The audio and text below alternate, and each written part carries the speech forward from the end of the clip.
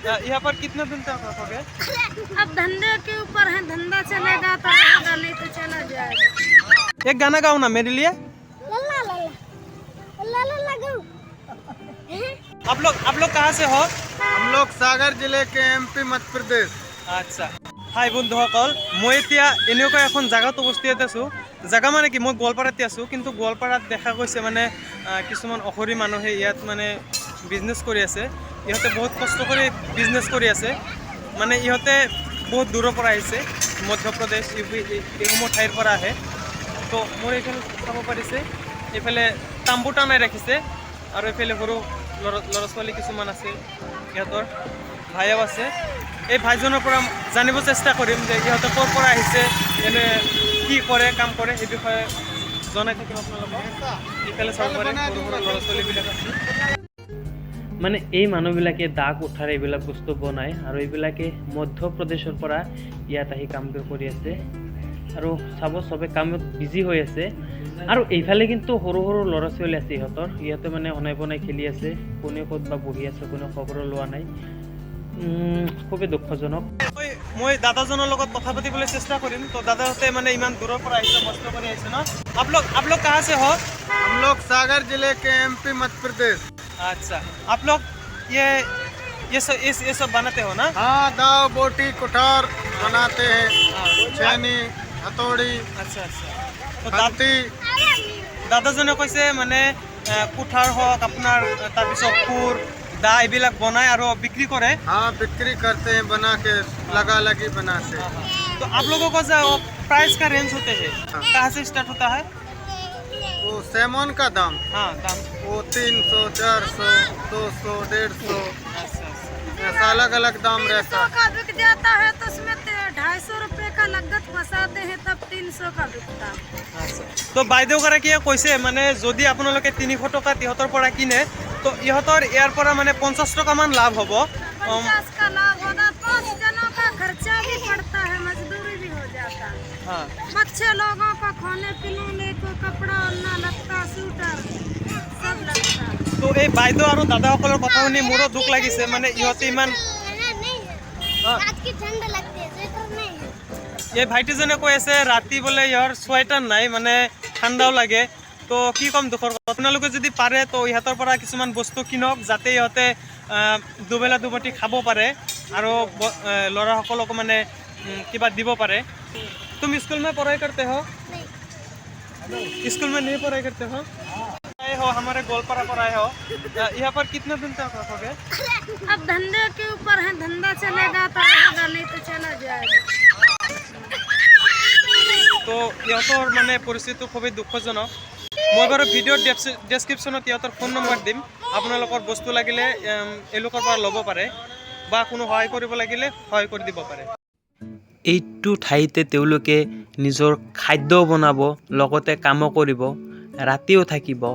তো ভাবি চাওকচোন এবাৰ, মানে ইহঁতৰ কিমান কষ্টত দিন কাটি আছে। আৰু আপোনালোকে চাবই পাৰিছে কিমান দুঃখজনকভাৱে মানুহবোৰে সেই তাম্বুটোৰ তলত সোমাই আছে আৰু এইটো পাৰিয়ে ৰাতি কিজানি হ'ব।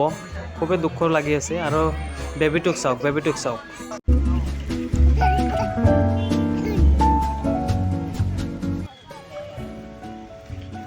तुम्हारा नाम क्या है? ममता सिंह। ममता सिंह। इसका नाम बिमला सिंह। तुम्हारा नाम दुमला सिंह। हाँ, बिमला सिंह। बिमला सिंह। और तुम्हारा नाम क्या है? अजय सिंह। अच्छा, गुड।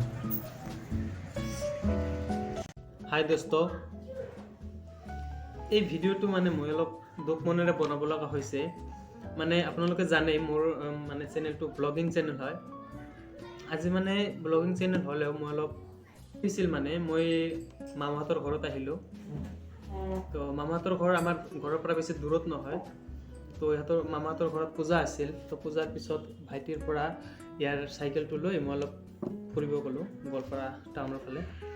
তো কি হ'ল, মই এইখিনিতে দেখা পালোঁ কিছুমান অঘৰী মানুহ। ইহঁতে মানুহে ইউপিৰ পৰা আহিছে বুলি কৈছে। মই মানুহহঁতৰ লগত কথা পাতিলোঁ। তো ইহঁতে কৈছে যে ইহঁতে 6 মাহ বোলে বাহিৰত থাকে আৰু 6 মাহ মানে বাৰিষা কাল যেতিয়া আহে তেতিয়া ইহঁতে ঘৰত যায়।